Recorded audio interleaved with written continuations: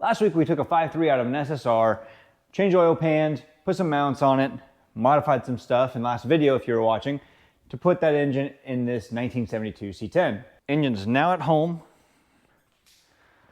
So the engine's been lined up, transmission is bolted up. So the next step to get this thing closer to being back on the road is a fuel system. And in 1972, the fuel tank was actually located in the cab. And it's actually located right behind the seat here. Now in today's day and age, not only is that not safe, but this tank alone is full of varnish and gunk. The fuel in it is actually just like syrup. When I finally pulled the line off, no gas leaked out because it was plugged with straight varnish. So we're gonna go ahead and relocate the fuel tank behind the rear axle. And we're gonna go with a fuel tank setup. There's a couple reasons why I chose tanks to go with the fuel system.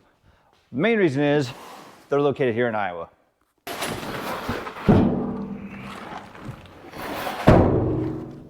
So here's the tank. Comes painted, protected so it won't rust. So tank sends you some information on how to set up this sending unit. So here's your sending unit, and roughly it's saying in order to set this up properly, we need to get to the depth of the tank. If you don't have tape measure with a magnet on the end, you gotta get one of these. I had these when I was racing modifieds, and it just makes life so much easier because we can just go back down there and it just sticks to the bottom. So the depth of our tank is roughly 9.5. So I put 9.5 down there. And the next thing it wanted was the length of the pump. So we measure that. We're getting roughly about 4.5, 4.25. It's 4.25 if we push that up.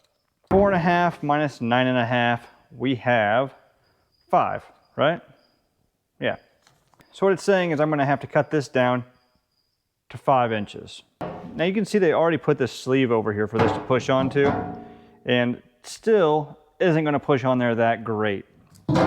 So what we're gonna do is we're first gonna put our hose clamp on this. And we're gonna heat this up pretty good. Hopefully it's hot enough. We'll see if it'll push in. Perfect. Right, Elle? Mm-hmm. And this should fit right in here. Yep. I just need those screws, right.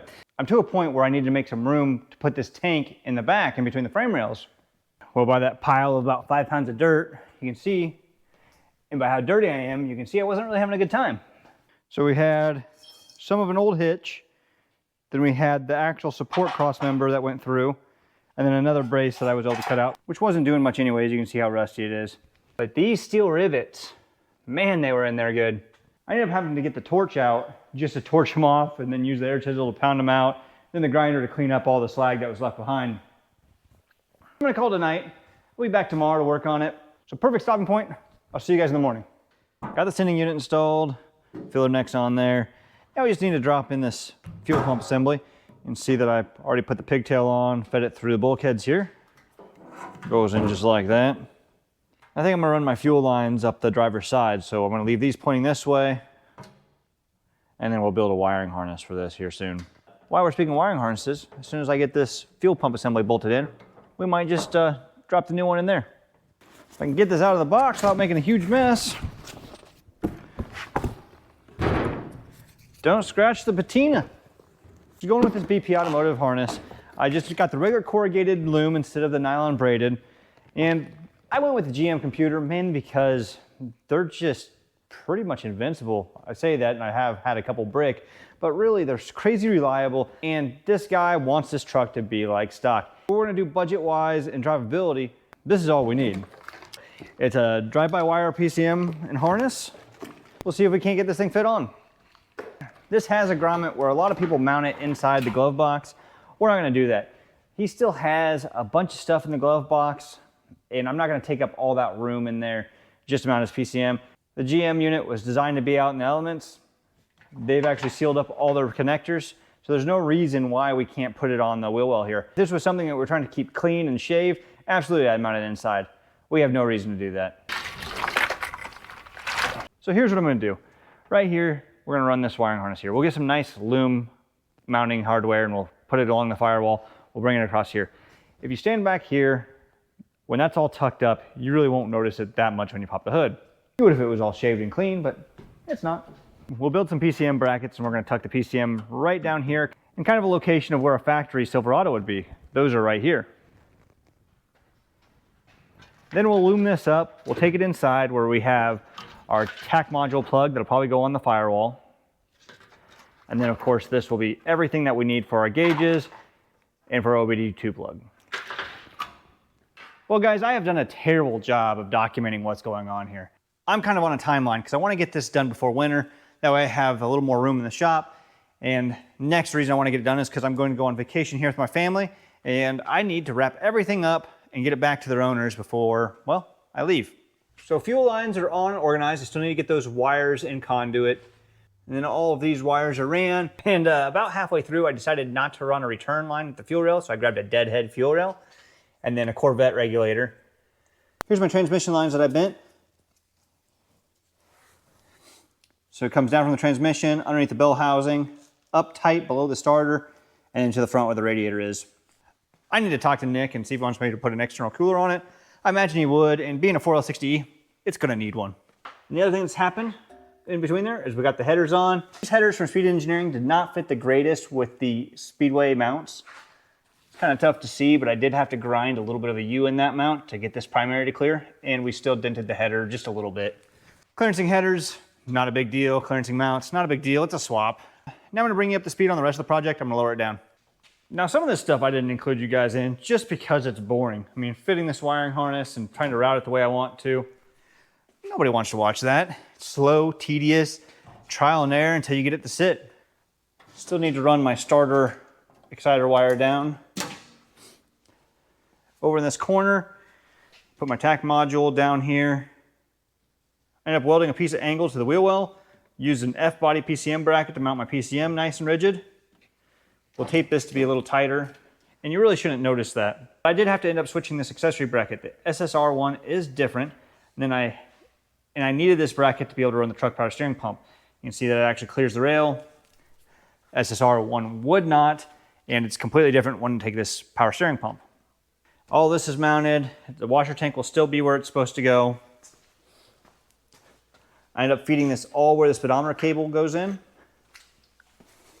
Gauge cluster is out because we're going to do some digital gauges. And then it's tough to see, but I have my OBD port mounted in here. So I'm getting there. It's just been a lot of little tedious stuff, which that's how these swaps go. So you can see that we mounted the tack module. You also can see that I kept my finger wide open. Fingers had a rough go. I smashed it when I was mounting in the fuel tank. I'm going to lose that fingernail. And then as I shut the door, I sliced it on some metal. And yeah, it's just almost unusable now. Awesome. The other thing that I did here is I mounted our Silverado gas pedal. So I just ended up getting a bracket online. You can see we also have our all harness wires coming through here, but I got a bracket online, mounted it. I really think that I might have to cut this off and try to move the pedal up. I'm gonna leave that up to the owner though, because if he drives it and he just can't stand how high this pedal is, then we'll just cut a section out of it, move it straight back, and it'll have plenty of room to travel. But now we just gotta get wires from this thing to that. The harness already had a tack module plug, which is right here. That'll fold right in there. And I'm gonna have to extend some wires in this thing. So if I'm gonna extend that, I kinda wanna use some wire that matches. So this box right here is all wire that I take out of wiring harnesses when I strip them down or weed them down, whatever I need to do. So we need purple, we need a brown too. And usually I can dig in here and find about everything that I need. Is there a brown? That's a brown, perfect. Repurposing. And all GM wiring harnesses are made out of TXL wiring, and you really can't beat that stuff. So we're just gonna go ahead and extend these wires, and I'll be right back. PCM is now in its forever home. I got our fuse box mounted here, so that'll be pretty easy to get to. I'm still going to go ahead and electrical tape this pretty tight. This is our stuff that goes inside. I went to throw the radiator in and things escalated quickly from there. So I got the radiator in, went ahead and put the shroud on. While I was there, I figured, heck, I'll just go ahead and build some coolant hoses. These are actually stock Silverado radiator hoses that I just stretched the ends a little bit to make them work. I've just decided to go with the manual fan. It's cost effective. It's gonna do what it needs to do. It still looks good in here. The fan shroud fits it really nice. If we have any problems with it, I'll put electrics on it, or maybe we'll go electric in the future when I put air conditioning on this vehicle. Just at some point, I need to draw the line on how in depth I go with this, because I don't want it to become more than what the owner actually wanted done. Also went ahead and got my power steering lines done. So really all I need to do now is hook up some battery cables and see if we can't get to communicating with the PCM. I was going to initially build cables for this, but when I saw the cost of the ends for the cables, it did not make any sense to. So it was cheaper to buy one done. So we're gonna go ahead and take this, we're gonna ground it over by the head.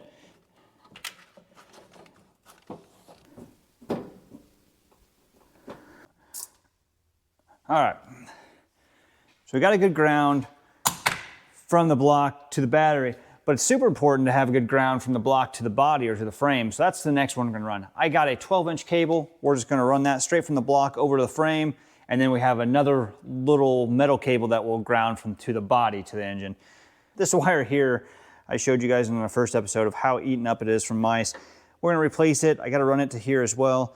I didn't run a new positive cable, mainly because this engine came with some good wiring that'll work just fine for the starter and the junction block and to the battery. So I should be good with just running this power over here and then also running this over to the body ground. Yeah. So I'm gonna go ahead and get that done. I'll be right back. There we are, got all the wiring done. Went ahead and built new cables for the headlight harness as well. And then also tidied up the transmission cooler lines. Now I'm just waiting on the transmission crossmember to get here. I decided to change one from the factory one, that way I have more clearance for the exhaust. And then of course the exhaust to get here, also need to get a drive shaft made. But that's all in the future. For right now, we're gonna prioritize finishing up the engine bay, communicating with the PCM, and hopefully firing this thing up. It's time I finally put some fluid in this thing.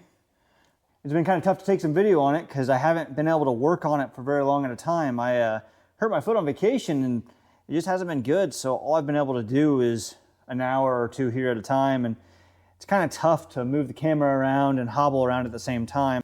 So I'm sorry if you didn't get to see everything you wanted to on this. It's been kind of a bummer for me too, but I'm getting close to firing it up. Got the VATs and everything deleted out of the PCM. We were able to communicate with it. But really, if I put a couple gallons of gas in it, I should be able to prime it up and fire it and hear it run. Definitely want to tighten the transmission crossmember before I do that. The other thing that's kind of a bummer is the gauges are still on back order. They're supposed to be here mid-September, and then it's supposed to be beginning of October, and now it's sometime mid this month. And I'm just hoping that they get it here, that they show up here pretty quick. Nick talked about wanting air conditioning. I still have to do the exhaust on this if that's what he wants to do. And with it being rolling up on November, I think I'm just gonna have him bring it back in the spring. That way I can get the air conditioning going then. Well, I was topping all the fluids off, like I said, and I might not have had the dipstick all the way bolted in. I was doing so good at not making a mess. And then I made a mess. Good news is, put a couple gallons of fuel in it, primed it, fuel pressure looks good, so we should be able to be ready to start here in just a moment, as soon as I clean up that and put a plug in the back of the transmission. Hey, good news. Cleaned up my mess, checked a couple fittings, make sure they're tight, and I think it's finally time to try to see if this thing will start. I still don't have my mass airflow sensor hooked up, and looks like I better cap that vacuum port real quick. See if that one fits.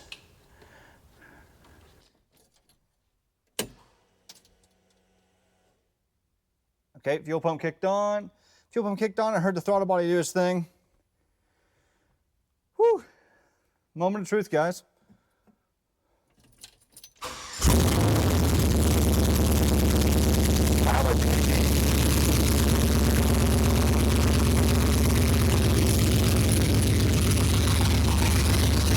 It's running rough though. Gas pedal's not working.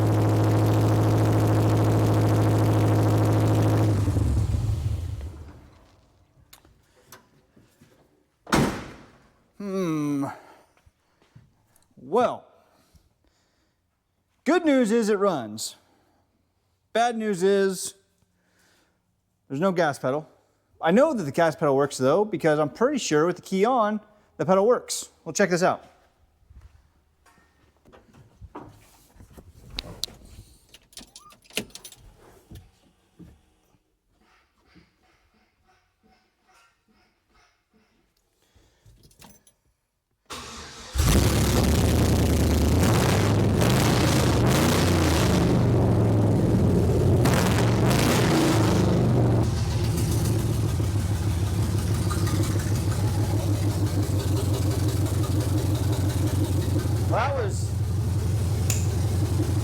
was weird. It wouldn't work that last time I fired it up, but this time it is working. Still looks like it has a misfire to it though. I'm gonna have to grab the temp gun and see what I got.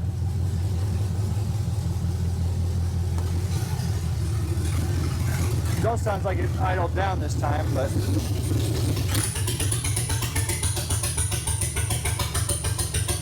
well, that's funky. Oh, whoa, whoa, whoa, whoa, whoa!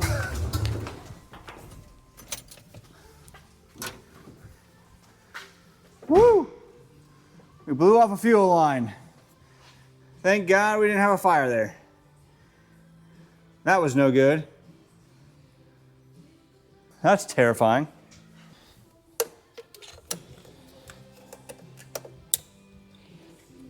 I don't understand why that blew off. Really, I didn't have it. Ooh.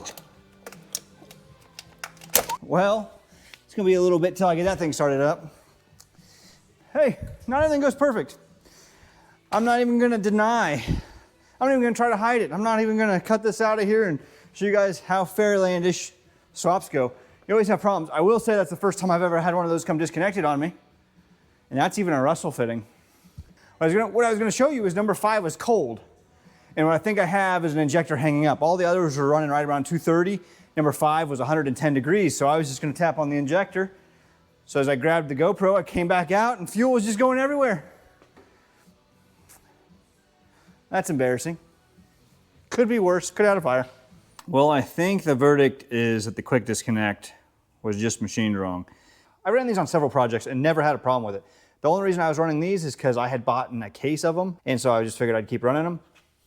And so instead what I went with is an Evil Energy fitting that has the piece that threads into it. So this cannot disconnect from it. I thought maybe it was a clip that was in this. I swapped it out and I could still just grab a hold of it and pull it off. And you'd snap in both ears, wiggle it around with a little bit of resistance, and it would just pop right off. Note to self, I'm not gonna run those anymore. Funny thing is, I was going away from those. On the Camaro back there, that's actually where I got that fitting from because I decided to transition to all of those. Figured, heck, they look kind of, they look fairly bulletproof, look to be like the way to go for me. And that just verified that I'm probably never gonna run those again. Now I'm tempted to take the other quick disconnects off just because of that. Since this is a long box, I still had to run a 2-piece drive shaft in it. With how it's set up, it would be a really long, it'd be a really long drive shaft. Not just that, there'd be a lot of modifications underneath that to make sure it doesn't hit that cross member with the drive shaft loop in it. So I took the drive shaft to fast shafts there. They shortened it up for me. I had it back within a few days. Went ahead and put that in, tightened it up, went ahead and tidied up some wiring around it.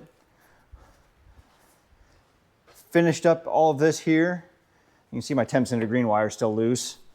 That's because my gauges are still on back order. They keep pushing it back. It's like a month now they've pushed it back, almost a month and a half. Hopefully they come in by the end of this month. Probably not. Ended up grabbing a cold air intake, which I'm gonna have to do a little bit of clearancing right here. For a Hummer H2, I like this one because it kicks it back versus the Silverado one puts it right where the battery's at. Kicks it back here a little bit. Made a nice bracket here to hold it. Thing's very, very sturdy. I ended up putting a new master cylinder on it. I couldn't get any fluid to any of the brakes. After I topped it off, it was just running fluid between the booster and the master cylinder. And that thing was just leaking like crazy right through here. So hopefully it'll go into gear and I can pull that thing out of here because I have some stuff I have to get done for myself just for maintenance. I think I'm almost out of cars.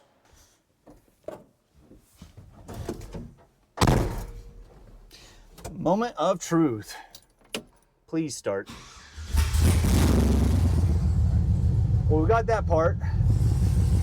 Now we just gotta hope that we got brakes, or at least straight into neutral forward. And we're able to put it in. We got solid gears. You guys watch my right side there. Make sure I run over everything. Woo.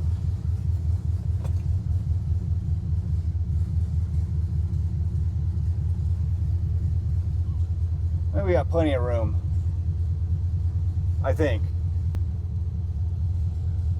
Yep, got reverse, got neutral, got drive. Let's pull this thing out.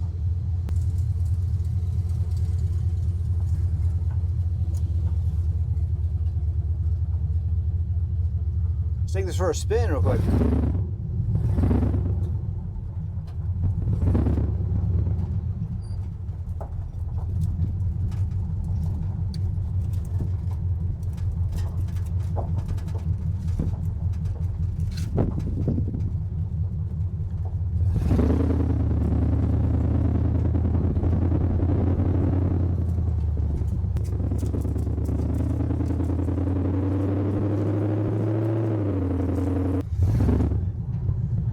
Well, we got a couple gears at least. I'm sure. Transmission, I'm sure we got all of them. Transmission feels great. Watch me running into something here. Feel like we're pretty close to that. Maybe not.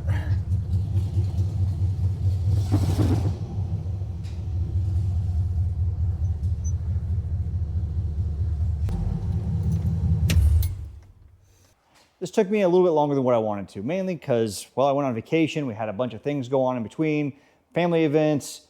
Doesn't help that I broke my foot in the middle of all of this, so that kind of slowed me down. Still having parts delays, can't control that. I ordered them on time, they just haven't showed up. Now keep in mind, I don't do this for a living. I do this for a hobby, and a lot of these things I do for people are for friends. I don't take on a whole lot of customer work, mainly because I'm busy enough with my friend's stuff, and all of this is supposed to just kind of fund my own personal projects. You might look at some of this stuff that I've done and go, I'd never do it like that, or he could have used these parts. And if you think that, go ahead and comment below. I'd love to hear how much different you would do it. Maybe I can learn a couple things from it. Because I don't do these for a living, and I've only done a handful, I learn on each one that I do, and there's always better things available. It makes it a little bit easier for me to do these swaps. This is actually the first 67 to 72 truck I've done. There's some things that kind of threw me for a loop, like the cross member that's in it. The shifter linkage is a lot different than what a square body is. All those little things, but I figured it out. The thing runs and drives great. As soon as we get the exhaust on it, can't wait to hear it. We're gonna put an H-pipe setup on it. So the swap is done, and you guys kind of got to witness the first drive. But if you really wanna see the first drive when the exhaust is on it, the hood's on it, and see how it does, let me know. Otherwise, I think this is where we're gonna end this video here. I might do a quick one from when Nick picks it up. I sure hope Nick likes it. I spent a lot of time on it. I spent all the extra time I could on the details to make it easy to work on in the future, easy to add on to. Good news for you guys, for a lot of you that are watching, a lot of people have been wanting to see the 488 project finish for one of my F-bodies.